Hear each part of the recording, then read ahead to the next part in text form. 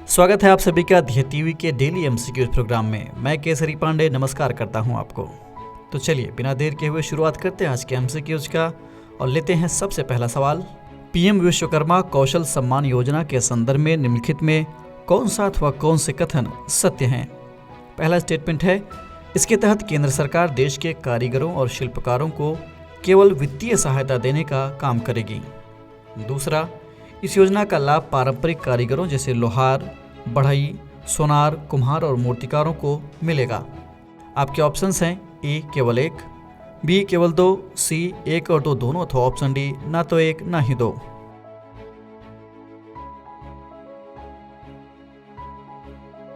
इस प्रश्न का सही उत्तर है ऑप्शन बी यानी केवल दूसरा वाला स्टेटमेंट सही है, पहला वाला गलत है। व्याख्या देख लेते हैं।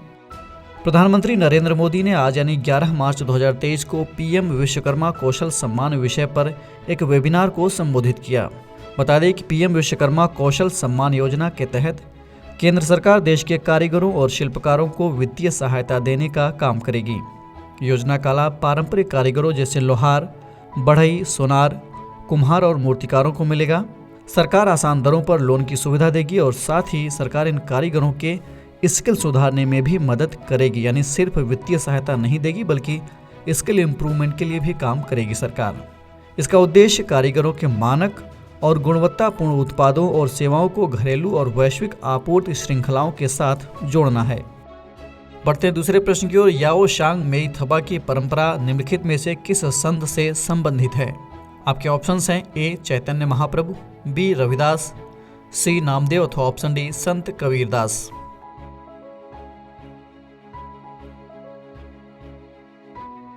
इस प्रश्न का सही उत्तर है विकल्प ए यानी चैतन्य महाप्रभु। व्याख्या देख लेते हैं। लमदा महीने यानी कि फाल्गुन माह के पूर्णिमा के दिन 5 दिनों तक मनाया जाने वाला याओ शांग मणिपुर के प्रमुख त्योहारों में से एक है। काफ़ी हद तक ये होली से मिलता जुलता है। ये त्यौहार मैतेई लोगों द्वारा मनाया जाता है। यहाँ धुलेंडी वाले दिन को पिचकारी कहा जाता है। इस दिन हर गाँव में सूर्यास्त के ठीक बाद याओ शांग मेई थबा की परंपरा निभाई जाती है।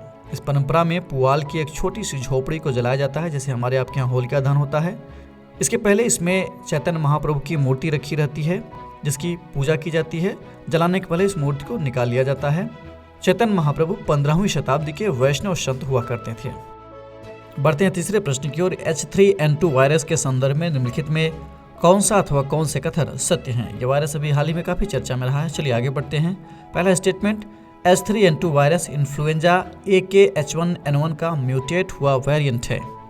दूसरा, इसे हांगकांग फ्लू भी कहते हैं। तीसरा, H3N2 स्ट्रेन सूअर से इंसानों और इंसानों से सूअर में फैल सकता है। आपके विकल्प हैं ए केवल 2 और 3, बी केवल 1 और 3, सी केवल 1 और 2 अथवा ऑप्शन डी 1, 2 और 3।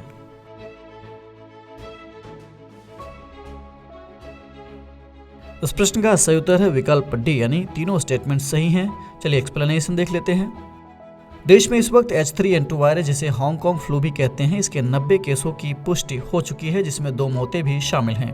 H3N2 वायरस इन्फ्लुएंजा AKH1N1 का म्यूटेट हुआ वेरिएंट है जो कि किसी भी उम्र के व्यक्ति और साल के किसी भी समय शिकार बना सकता है।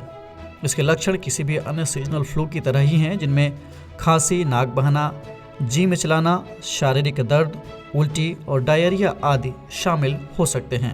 इन्फ्लुएंजा का H3N2 स्ट्रेन सूअर से इंसानों और इंसानों से सूअर में फैल सकता है। यह मुख्यतः खांसी और छींकने के दौरान निकलने वाली बूंदों से दूसरे व्यक्ति को चपेट में लेता है। यह वायरस किसी संक्रमित सतह या मल मूत्र के संपर्क में आने से भी फैल सकता है। बढ़ते हैं चौथे प्रश्न की ओर। हाल ही में मैत्री छात्रवृत्ति नामक पहल की घोषणा किस देश ने की है?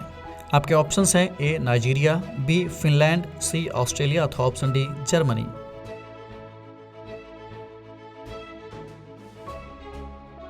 इस प्रश्न का सही उत्तर है विकल्प सी यानी ऑस्ट्रेलिया। व्याख्या देख लेते हैं। ऑस्ट्रेलिया के प्रधानमंत्री एंथोनी अल्बनीज अपनी पहली भारत यात्रा पर अहमदाबाद पहुंचे हैं।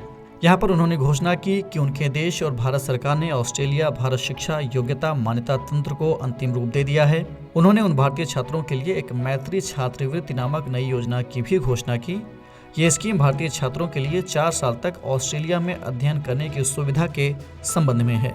छात्रवृत्ति व्यापक मैत्री कार्यक्रम का हिस्सा है जो ऑस्ट्रेलिया और भारत के बीच सांस्कृतिक, शैक्षणिक और सामुदायिक संबंधों को बढ़ावा देना चाहता है।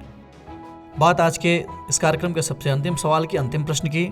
सिलिकॉन वैली बैंक जो कि अभी सुर्खियों में चल रहा है काफ़ी, ये किस देश से संबंधित है, यानी ये किस देश का है?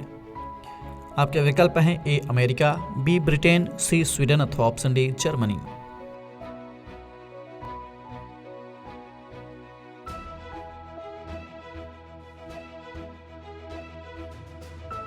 अमेरिका में सबसे बड़ी वित्तीय संस्थागत विफलता में देश का सबसे बड़ा सिलिकॉन वैली बैंक अब बंद हो गया है। साल 2008 में वित्तीय संकट के बाद से अमेरिका में ये सबसे बड़ा संस्थागत वित्तीय संकट है। बैंक के अचानक बंद होने से वैश्विक बाजारों में हड़कंप मच गया है। निवेशकों और कंपनियों के लाखों डॉलर फंस गए हैं। विश्व में प्रौद्योगिकी और क्रिप्टो स्टार्टअप्स में भारी मात्रा में छटनी के कारण जारी उथल पुथल और आर्थिक मंदी के कारण ये हालात पैदा हुए हैं। तो ये था आज का डेली एमसीक्यूज कार्यक्रम। कमेंट करके हमें ज़रूर बताइएगा कि आपके 5 में से कितने प्रश्न सही हुए, कितने गलत हुए। और हाँ, अगर आपको ये कार्यक्रम पसंद आया हो तो वीडियो को लाइक करें, चैनल को सब्सक्राइब करें, साथ ही बेल आइकन भी प्रेस करें ताकि आपको हमारे आने वाले सभी प्रोग्राम्स का भी अपडेट मिलता रहे। हम फिर मिलेंगे एक नए कार्यक्रम के साथ। तब तक के लिए पढ़ते रहिए और बढ़ते रहिए। नमस्कार।